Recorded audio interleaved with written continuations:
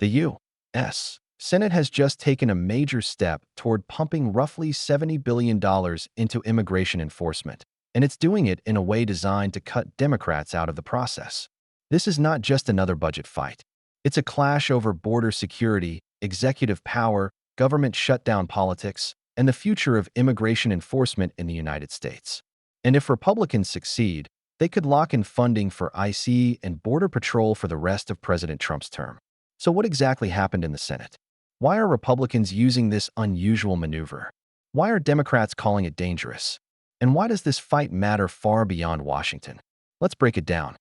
Over the past several weeks, the Department of Homeland Security has been stuck in a partial shutdown after negotiations between Republicans and Democrats collapsed. The core dispute centered on whether Congress should fund immigration enforcement agencies like ICE and Border Patrol without imposing new restrictions on how those agencies operate. Democrats wanted reforms and guardrails.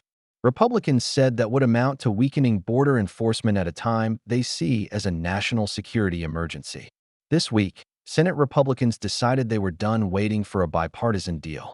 After a marathon overnight session known as a vote-a-rama, they passed a budget resolution by 50 to 48, with Republican Senators Rand Paul and Lisa Murkowski joining Democrats in opposition.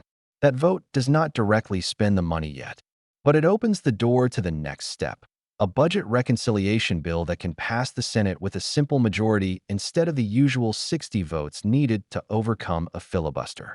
And that's the real story here. This is not only about immigration. It's also about procedural warfare in Congress.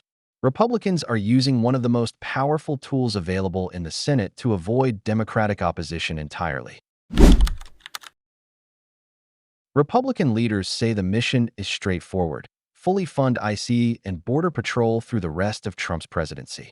Senate Majority Leader John Thune and Budget Committee Chairman Lindsey Graham argue that Democrats forced this outcome by refusing to support funding for key immigration agencies unless Republicans accepted policy changes that the GOP considered unacceptable. In their telling, Democrats were effectively trying to defund critical border and enforcement operations.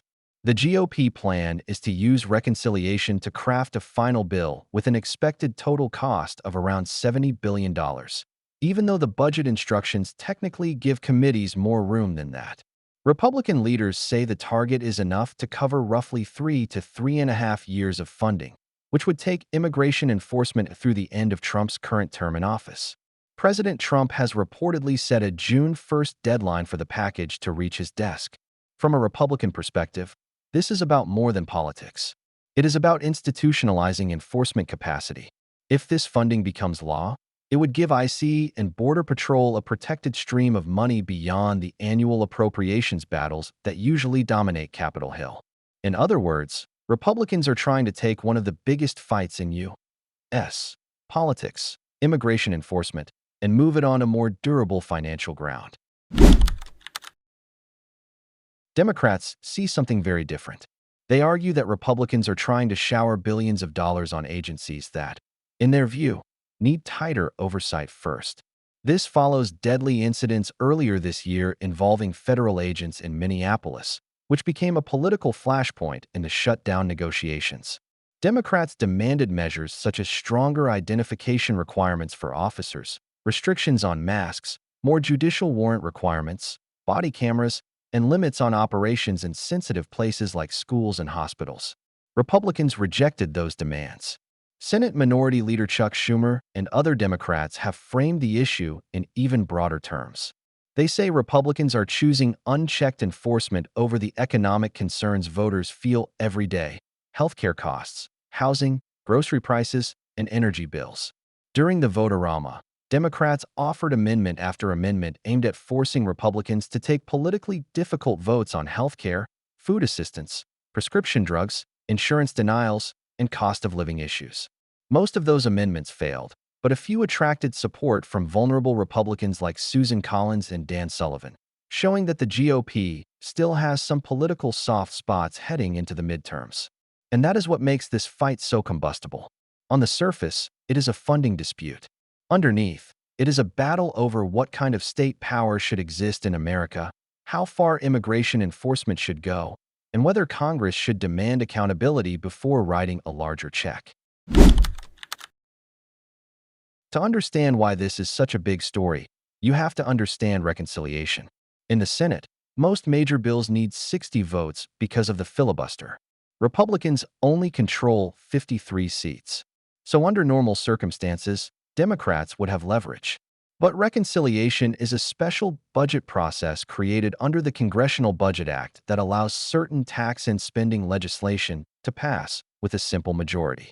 That's why both parties have used it in recent years for major agenda items, from Trump-era tax cuts to Biden's Inflation Reduction Act.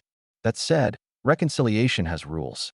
It is supposed to be about spending and revenue, not just any policy priority lawmakers want to jam through. The Senate parliamentarian can strike provisions that violate the Byrd Rule, which bars material that is not sufficiently budget-related. That means Republicans still have to write this carefully. They can't simply turn the reconciliation bill into a giant all-purpose immigration manifesto. And that is one reason GOP leaders have been trying to keep the package relatively narrow, even as some Republicans want to stuff in other priorities. This matters geopolitically too. Immigration policy is no longer just a domestic issue. It shapes America's relations with neighbors, affects asylum flows, influences diplomatic messaging across Latin America, and sends signals globally about how aggressively the United States intends to enforce borders in an era of mass migration and political instability. A fully funded, long-duration ICE and Border Patrol package would be read internationally as a sign that Washington is hardening its enforcement posture for years, not months. There is another layer here. This fight exposes how fragile basic governance has become in Washington. The Department of Homeland Security has been in a partial shutdown for weeks. The Senate already passed a bipartisan bill to fund most of DHS without ICE and Border Patrol, but House Republicans refused to move it without visible progress on enforcement funding. So what we are really seeing is a collision between three different power centers. Senate Republicans trying to move fast, Senate Democrats trying to force reforms, and House Republicans refusing to trust a two-step deal unless the second step becomes real. That is why this story is bigger than a vote total. It shows how immigration has become the pressure point through which both parties test each other's discipline, campaign messages, and governing strategy. Republicans believe immigration remains one of their strongest political issues, especially under Trump. Democrats believe the public can be persuaded that unchecked enforcement is both morally dangerous and politically out of touch with families struggling economically. And remember, this is all happening with midterm elections on the horizon. That explains why Democrats use the amendment process to force health care and affordability votes, and why vulnerable Republicans occasionally broke ranks. Both sides are already fighting not just over policy, but over campaign terrain. The budget resolution now heads to the House. If the House adopts it, the relevant committees can start writing the actual reconciliation bill. If House Republicans demand major changes or broader ambitions, the process could get messy, and the Senate may have to go through another vote-a-rama. That means Republicans have won an important battle, but not the war. The hardest part may still be ahead. Writing a bill that satisfies conservatives, survives Senate rules, keeps enough Republicans united, and reaches Trump by the June 1st deadline. So here's the bottom line. The Senate has taken a major step toward locking in billions for U.S. immigration enforcement through 2029, and it has done so by choosing confrontation over compromise. Republicans say they are securing the border and preventing Democrats from starving key agencies of resources. Democrats say Republicans are using a procedural shortcut to protect agencies they believe need accountability first. The result is a high-stakes political showdown that could redefine not just how America funds immigration enforcement, but how it governs through partisan deadlock.